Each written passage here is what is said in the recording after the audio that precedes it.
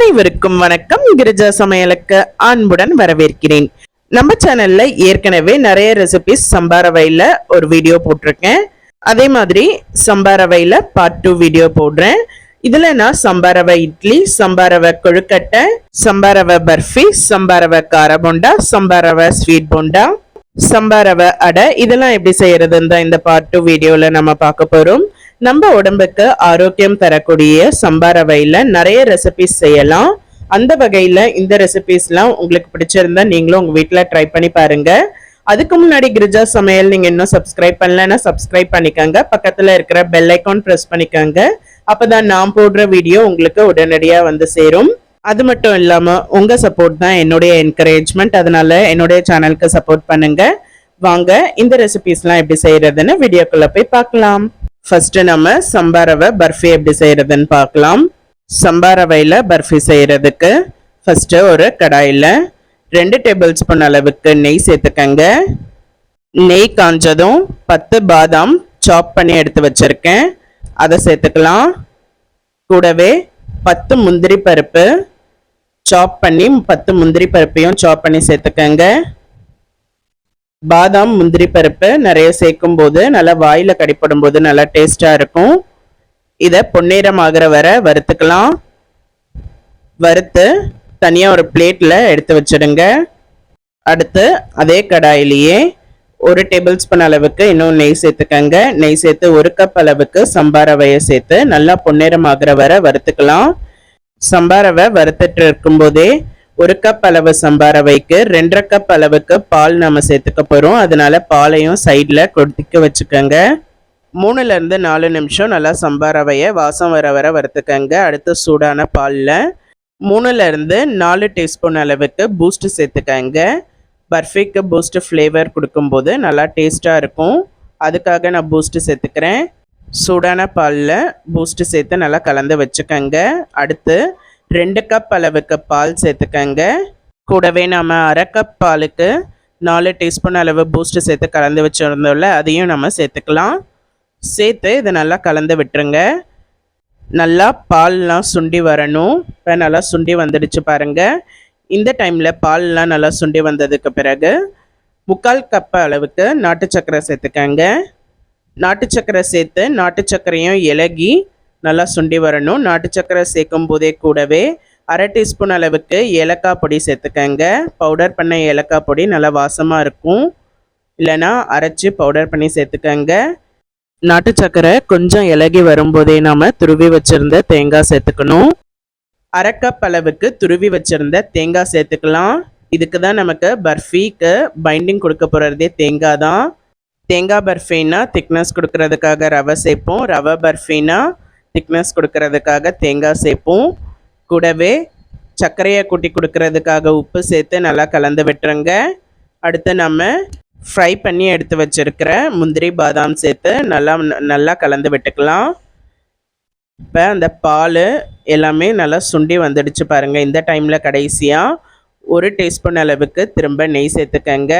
இதுக்கிடையில் நம்ம பிளேட்டில் நெய் அப்ளை பண்ணி தனியாக எடுத்து வச்சுடுங்க. இப்போ நல்லா திக்காகட்டும். இன்னும் அந்த பால்லாம் நல்லா சுண்டி இந்த அளவு நல்லா திக்காயிடுச்சு பாருங்க. இப்போ அடுப்பை அணைச்சிடுங்க. அடுப்பை அணைச்சிட்டு நம்ம நெய் தடவி வச்சிருந்த பிளேட்டில் சம்பா ரவையை சேர்த்துக்கலாம். இப்போ நல்லா தோசை கரண்டியை வச்சு இதை நல்லா சமன்படுத்திக்கங்க. நல்லா சமமாக வர அளவு நல்லா சமப்படுத்திக்கங்க. நல்லா சமமாக வந்துடுச்சு. அடுத்து நம்ம விருப்பப்பட்டால் நீங்கள் சில்வர் ஷீட்டை நீங்கள் இதில் மேலே சேர்த்துக்கலாம். அப்படி இல்லைன்னா பொடியாக கட் பண்ணி வச்சுருந்த பாதாம் முந்திரியையும் சேர்த்துக்கலாம். நான் சில்வர் ஷீட் சேர்த்துக்கிறேன். ஸ்வீட்கெல்லாம் போடுற சில்வர் ரேப்பர் சேர்த்துக்கிறேன். இந்த சில்வர் ரேப்பர் உங்களுக்கு விருப்பம் இருந்தால் சேர்த்துக்கங்க, இல்லைன்னா வேண்டாம். இதை நல்லா ஆறினதுக்கப்புறமா 1 hour 1.5 hours நல்லா ஆற விட்டுருங்க. ஆறினதுக்கப்புறமா நம்ம இதை கட் பண்ணிக்கலாம். உங்களுக்கு என்ன ஷேப்பில் வேணுமோ அந்த அளவு நீங்கள் கட் பண்ணிக்கங்க. கட் பண்ணி இன்னொரு பிளேட்டை நீங்கள் வச்சு அதில் போட்டு நம்ம மேலே நல்லா லைட்டாக தட்டினா போதும், கீழே எல்லாம் வந்துடும். இப்போ நம்ம சூப்பரான சம்பா ரவை பர்ஃபி ரெடி ஆகிடுச்சு. நீங்கள் இதில் தேங்காய் சேர்க்கறது தான் பைண்டிங் கொடுக்கும். அதனால் தேங்காயெல்லாம் பார்த்து சேர்த்துக்கங்க. பூஸ்ட்டும் உங்களுக்கு ஏற்ற மாதிரி நீங்கள் ஃப்ளேவருக்கு ஏற்ற மாதிரி பார்த்து சேர்த்துக்கங்க. அதுக்கு பதிலாக ஹார்லிக்ஸ் உங்களுக்கு என்ன ஃப்ளேவர் பிடிக்குமோ அந்த ஃப்ளேவர் கூட சேர்த்துக்கலாம். அப்படி இல்லைன்னா ஃப்ளேவருக்கு கொக்கோ பவுடர் கூட சேர்த்துக்கங்க. அது சாக்லேட் பர்ஃபி மாதிரி இன்னும் நல்லாயிருக்கும். நீங்களும் இந்த பர்ஃபியை உங்கள் வீட்டில் ட்ரை பண்ணி பாருங்கள்.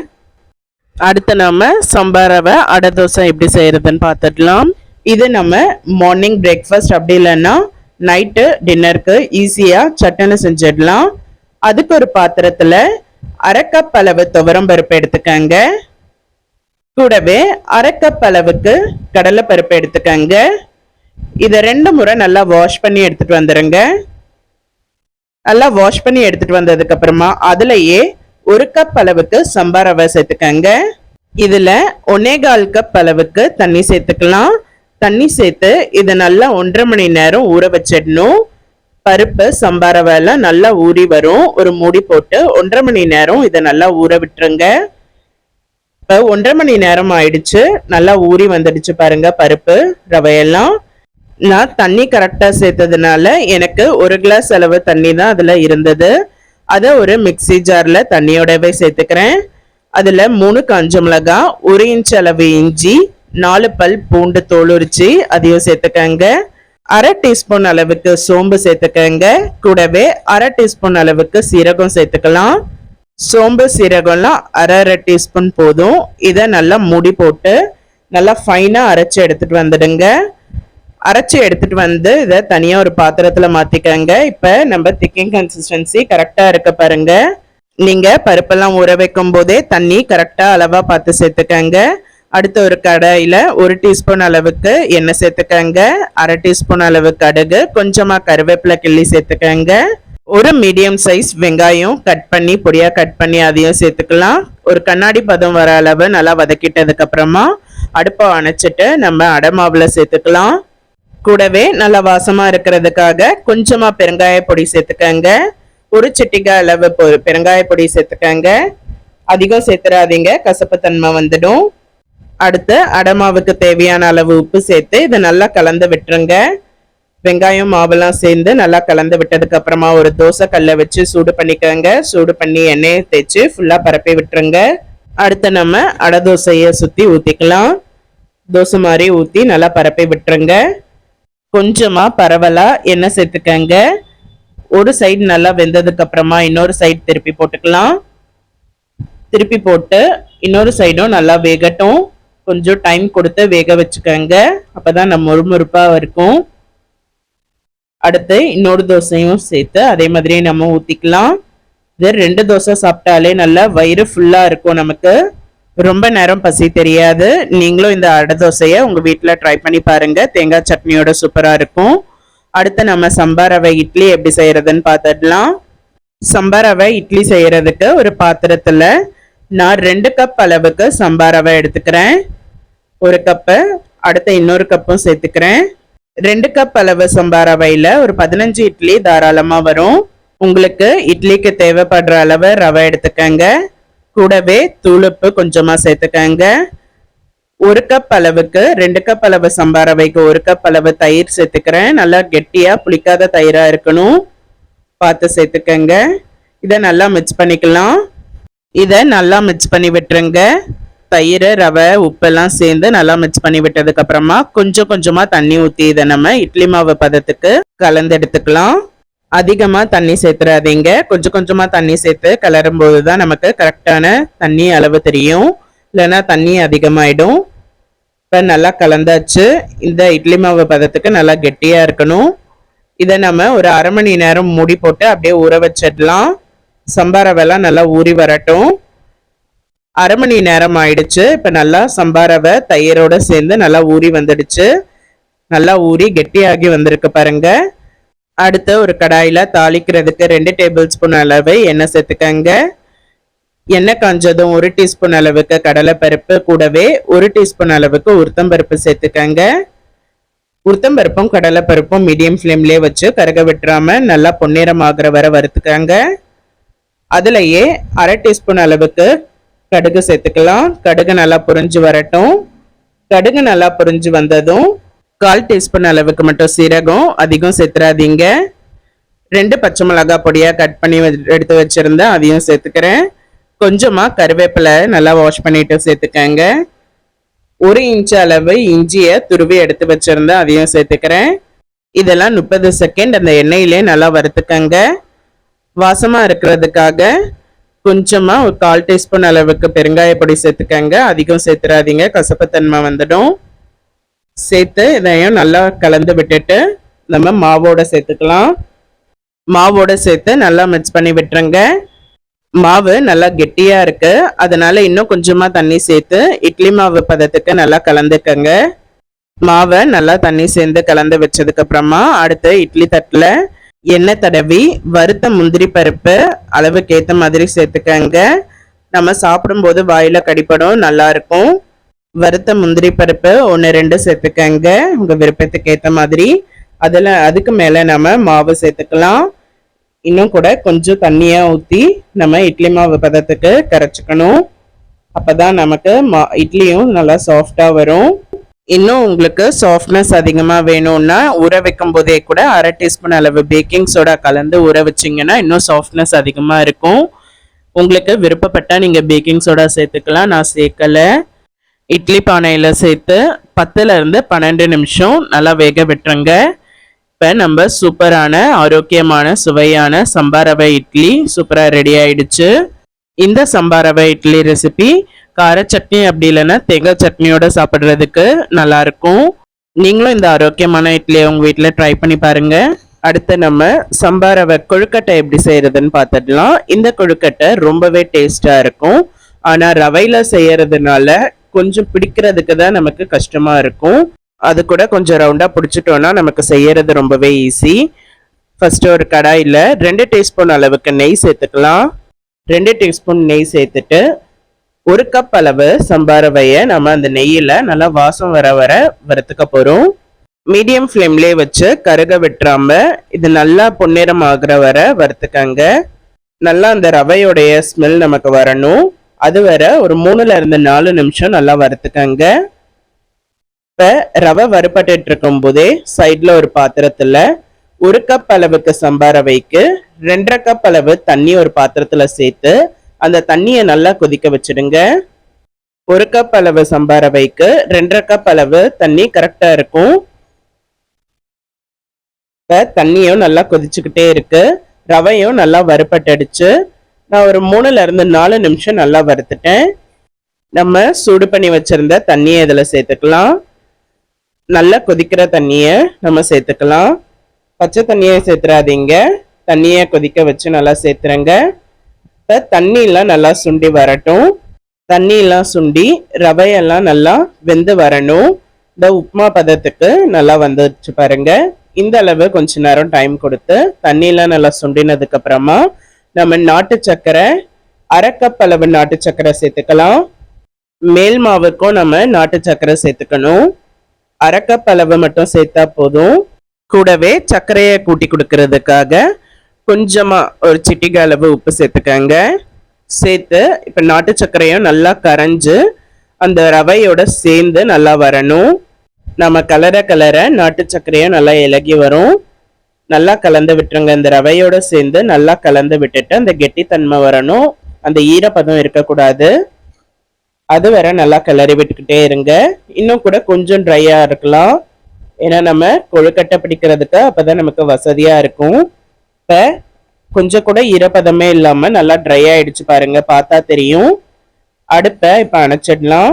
அணைச்சிட்டு இதை லைட்டா மைல்டா ஆற வச்சுக்கோங்க, ரொம்ப ஆறக்கூடாது.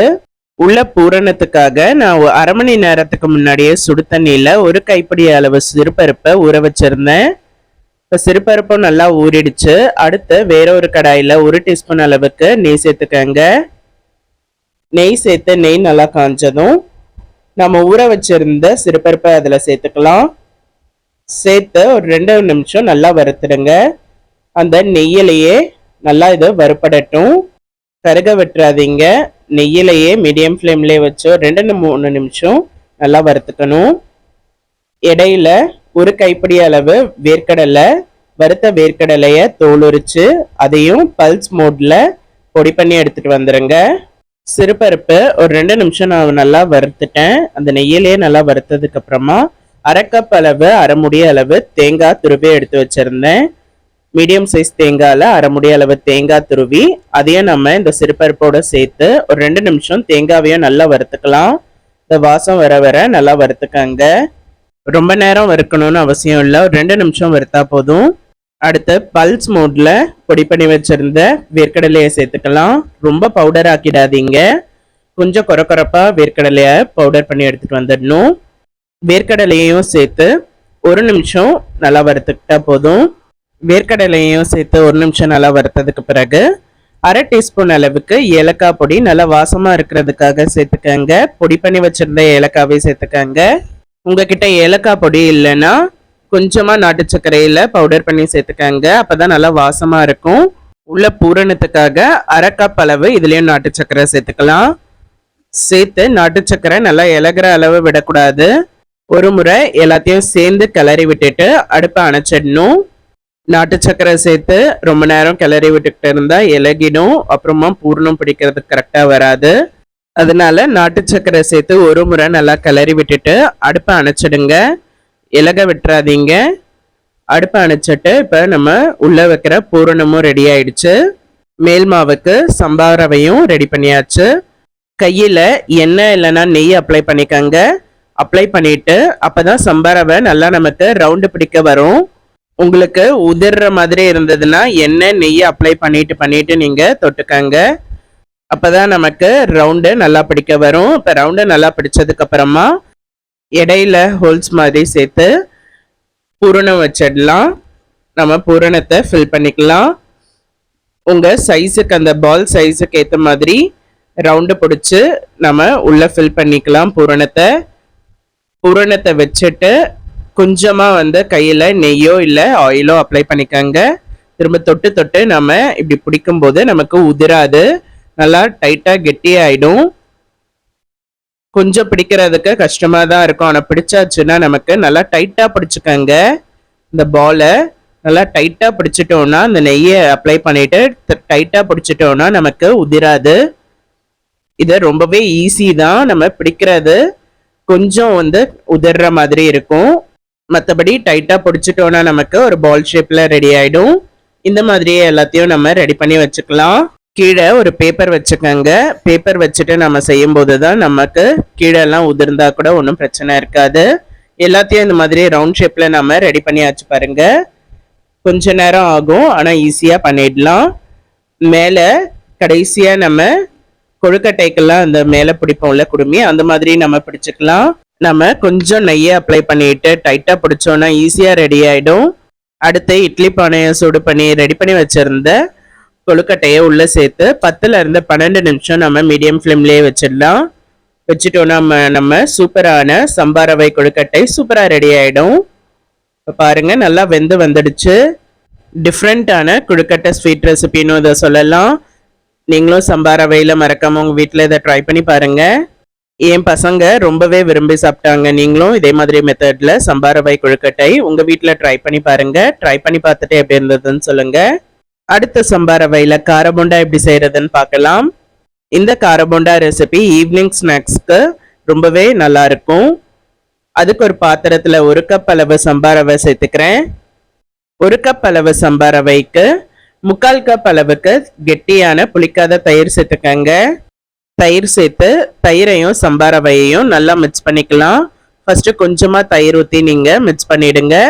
அடுத்து இன்னும் கொஞ்சம் தயிர் சேர்த்துக்கலாம். இதை நல்லா மிக்ஸ் பண்ணிடுங்க. நல்லா மிக்ஸ் பண்ணிட்டு இன்னும் கொஞ்சம் தயிர் சேர்த்து அதையும் நம்ம நல்லா மிக்ஸ் பண்ணிக்கலாம். இப்போ நல்லா மிக்ஸ் பண்ணியாச்சு.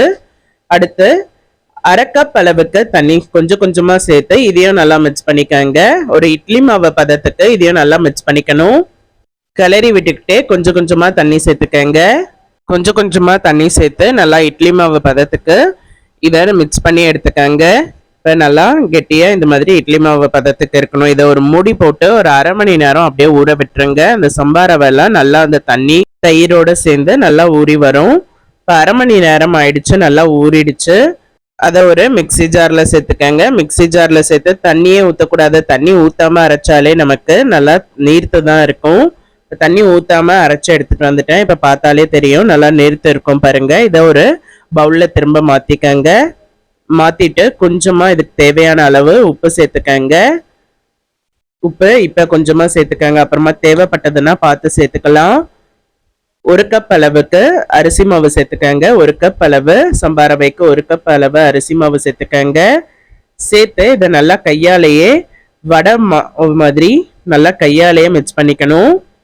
கொஞ்சம் கொஞ்சமா அரிசி மாவு சேர்த்து நல்லா வடை மாவு பதத்துக்கு கையாலேயே மிக்ஸ் பண்ணிக்கங்க. கெட்டியா போண்டா மாவு பதத்துக்கு வரணும். இப்போ நல்லா மிக்ஸ் பண்ணியாச்சு, உங்களுக்கு பார்த்தாலே தெரியும் திக்கா இருக்கு பாருங்க, இந்த மாதிரி கெட்டியா இருக்கணும். அடுத்து ஒரு 1/2 டீஸ்பூன் அளவு ஆப்பசோடா மாவை ஒரு பவுல்ல சேர்த்துக்கங்க. பவுல்ல கூடவே கொஞ்சமா 1 டீஸ்பூன் அளவுக்கு தண்ணி சேர்த்து நல்லா அதை தண்ணியோட கரைச்சிக்கங்க. ஆப்பசோடாலாம் நல்லா கரைஞ்சதுக்கு அப்புறமா நம்ம போண்டா மாவுல சேர்த்துக்கலாம்.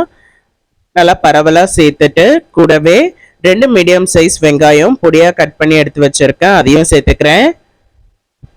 கூடவே 1 இன்ச் அளவு இஞ்சி தோல் நீக்கி துருவி எடுத்து வச்சிருந்தேன், அதையும் சேர்த்துக்கிறேன்.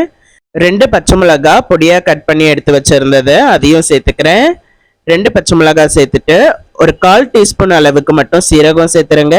சீரகம் அதிகமா சேர்த்துறாதீங்க. ஒரு சின்ன சைஸ் கேரட்டை துருவி எடுத்து வச்சிருந்தேன், அதையும் சேர்த்துக்கிறேன். கொஞ்சமா கருவேப்பிலை பொடியா கட் பண்ணி அதையும் சேர்த்துக்கலாம். கடைசியா வாசமா இருக்கிறதுக்காக கொஞ்சமா கொத்தமல்லி இலை அதையும் பொடியா கட் பண்ணி சேர்த்துக்கிறேன். சேர்த்து இதெல்லாம் நல்லா கையாலேயே சேர்த்து அடிச்சு பிசையணும்.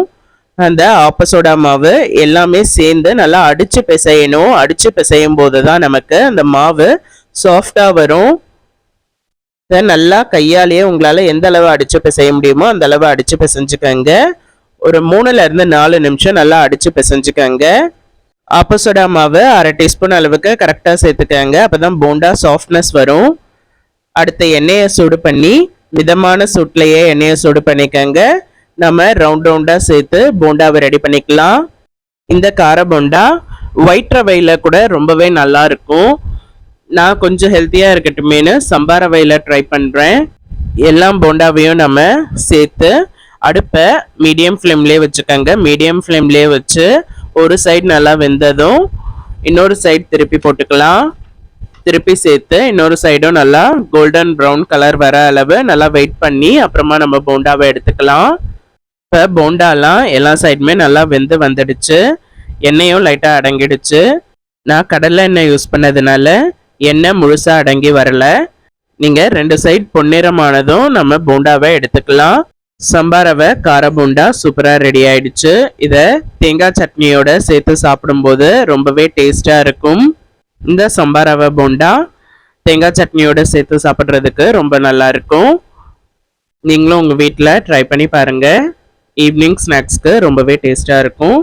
அடுத்து நம்ம சம்பா ரவை ஸ்வீட் கச்சாயம் எப்படி செய்கிறதுன்னு பார்த்துடலாம். இது ஸ்வீட் போண்டா ரெசிபி, ஆனால் இதுக்கு நேம் கச்சாயம் தான் சொல்லுவாங்க. ஒரு பாத்திரத்தில் 1 கப் அளவு சம்பா ரவைக்கு 1 கப் அளவு கோதுமை மாவு சேர்த்துக்கலாம். கோதுமை மாவு சேர்த்து 3/4 கப் அளவுக்கு நாட்டு சர்க்கரை சேர்த்துக்கங்க. இது எல்லாத்தையும் நம்ம மிக்ஸ் பண்ணிக்கலாம். கையாலேயே கூட மிக்ஸ் பண்ணிக்கலாம். ஒரு கரண்டியை வச்சு நல்லா மிக்ஸ் பண்ணிக்கங்க. எல்லாமே சேர்ந்து வர மாதிரி நல்லா மிக்ஸ் பண்ணி விட்டுருங்க. நல்லா மிக்ஸ் பண்ணதுக்கு அப்புறமா கொஞ்சம் கொஞ்சமா தண்ணி சேர்த்து இட்லி மாவு பதத்துக்கு திக்கா கரைச்சிக்கணும். மொத்தமாக தண்ணி சேர்த்துறாதீங்க, கொஞ்சம் கொஞ்சமாக தண்ணி சேர்த்து அதை நம்ம நல்லா மிக்ஸ் பண்ணிக்கலாம். அப்போதான் நமக்கு கரெக்டாக வரும், இல்லைனா அதிகமாக தண்ணி ஆயிட்ட மாதிரி இருக்கும். அடுத்து ஒரு சின்ன கப்பில் 1/2 டீஸ்பூன் அளவுக்கு பேக்கிங் சோடா சேர்த்துக்கிறேன். சேர்த்து அதில் கொஞ்சமாக தண்ணி ஊற்றி இதையும் நல்லா மிக்ஸ் பண்ணிக்கலாம். இதுவும் நமக்கு சாஃப்ட்னஸ் கொடுக்கறதுக்காக பேக்கிங் சோடா கொஞ்சமாக சேர்த்தா தான் நல்லாயிருக்கும்.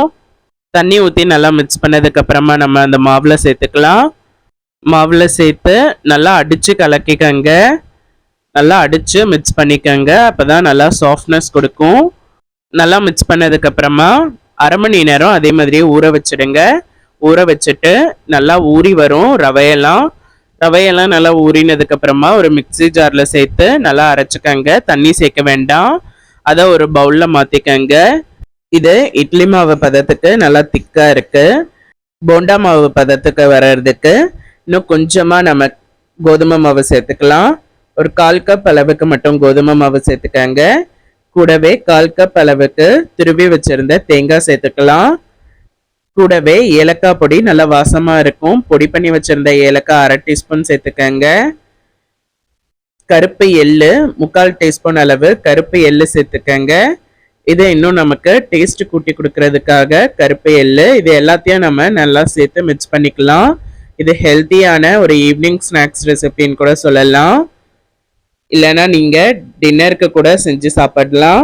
அப்படி இல்லைன்னா மார்னிங் பிரேக்ஃபாஸ்ட்டுக்கு செஞ்சு சாப்பிடலாம்.